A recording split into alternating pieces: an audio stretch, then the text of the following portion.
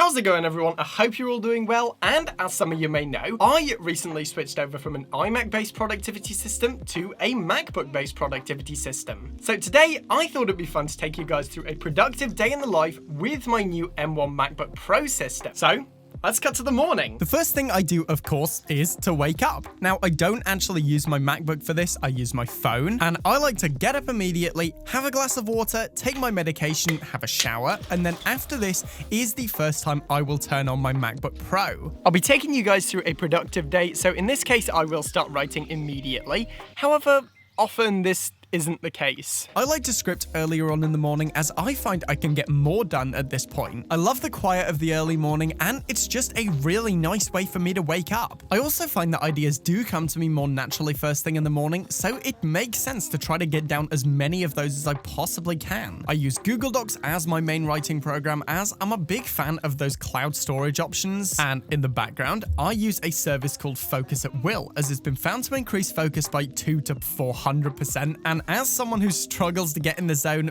this can help. After about 20 to 30 minutes of writing, I'll make a cup of coffee. I love making coffee, and while I try not to have it as soon as I wake up, that medicine I mentioned earlier can often make me pretty drowsy, so I'll usually need that pretty much as soon as I start writing. The built-in speakers on the MacBook Pro are actually really nice, so I use these to listen to some music while I make this cup of coffee. Once it's brewed, I'll take it back to my MacBook Pro and get back to it until the script is finished. Honestly, this usually doesn't take that long, as after years of practice, I can type pretty much as fast as I can think, so while I did enjoy experimenting with ways to speed up this process, such as voice dictation, I find that I can actually write better when I'm physically typing. Depending on the video, this process can take between 2 to 3 hours, the biggest bottleneck being how I need to phrase some occasionally pretty complicated topics without getting overly technical or watering it down to a point where it doesn't really make much sense. Once this is done, it's usually about 10 AM, so at this point, I tend to take my dog for a walk. Often, I'll also use this time to think about what I need to do for the rest of the day. I'll usually write some loose goals and plan the day before, but it's at this time where I try to figure out exactly how long each of these tasks is gonna take. Often, this isn't totally accurate, but it's still a good idea to have a solid guide as to how long each task should take. After I get home, it's time to film. I create a checklist in Apple Notes for all the things and pre-filming checks I need to make before I hit that record button, such as checking the charge of my video equipment, plugging in my microphone, setting up my color temperature, and other boring things. I open up Logic Pro on my MacBook, plug in my Neumann TLM102 into my Audient ID4 Mark II, and start recording. I've been trying to improve my presentation recently, so this process can take anywhere between 20 to 30 minutes. After the talking head sections are complete, I'll plug the USB-C dock into my MacBook Pro, dump all my files on my hard drive, and then load them into Premiere. After this, I sync them using Premiere's frankly excellent audio syncing tool. Then I usually leave them for later. This is because I usually like to take a break at this point. I find that breaks are very important if you want to stay focused and avoid burning out, so a 20-minute break can really help to recharge your batteries. I might make another cup of coffee, message my friends, or even play my guitar.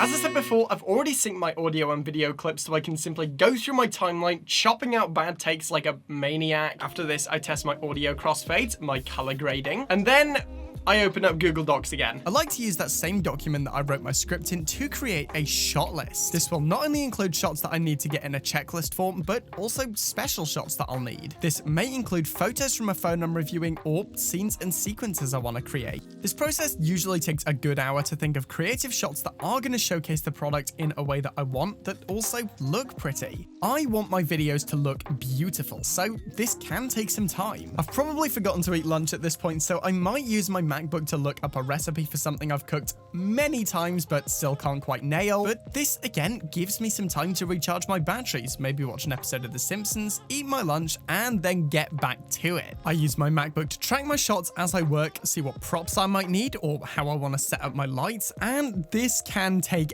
ages, often days. Some of you may have guessed by now, but this is a very condensed look. This whole process can take a long time, depending on the length of the video, if I actually have the products, and the complexity of the shots and edit. But hopefully this gives you a little bit of insight into how I actually use this machine as my creative assistant. The lightweight and size means it's actually been able to replace my iPad Pro as my digital assistant, and the sheer power means it's been able to replace my 2017 iMac as my main editing system. After I got all these clips, as well as probably a few extras, just to be safe, I load all of these clips into the same Premiere Pro project that I just put my talking head section in. The fine edit with the B-roll is usually what takes the longest, often days at a time, so this is a condensed version, but the MacBook Pro with the M1 chip and the 16GB of RAM is powerful enough to tear through all of my 4K footage without any issues whatsoever. This isn't even fully supported yet. This is still in beta. Gotta say, that is one of the most impressive things for me about the M1 MacBook Pros. Often at this point, as I have here, I'll take my MacBook Pro into my studio, hook it up to this nice LG monitor with a USB-C cable, because, well, a lot of the time mobility is nice. When editing, it's nice to be able to just sit down at a desk and dive into an edit. I try to keep everything wireless, so despite my affinity for mechanical keyboards, I am currently using a Apple Magic Keyboard 2, as well as a Logitech MX Master. As I said before, this usually takes days, but I actually have this cool little tool here that allows me to skip anything that I want to when I'm working on a video. So let's go 3, 2. Whew.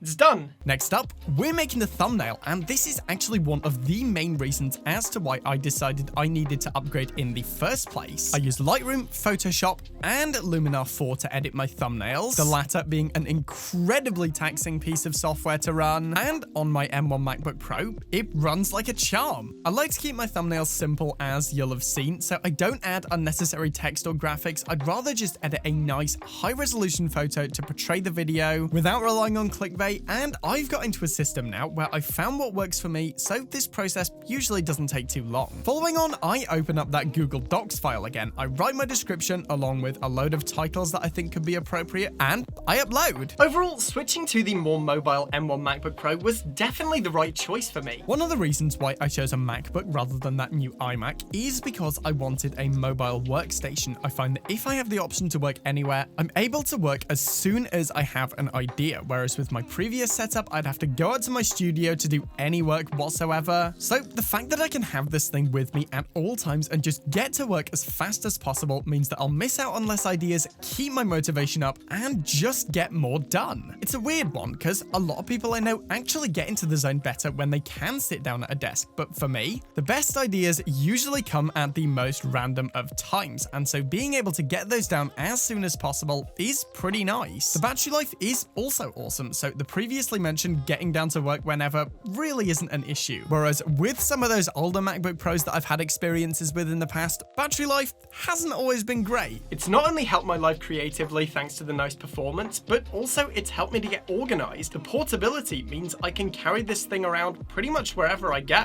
And because of this, I can stay creative and work harder on the things that I enjoy. Alright guys, so that's it for today. I hope you've enjoyed this one. Let me know, by the way, what's your favorite type of computer? Do you have a Mac? Do you have a custom built PC? Do you have one of those XPS or Razer laptops? Feel free to let me know in the comments. I always enjoy reading those. As for now though, as always, thank you for watching. Remember to like the video if you want to see more content like this, then smash that subscribe button. I'm done for now, and I will see you guys in the next one.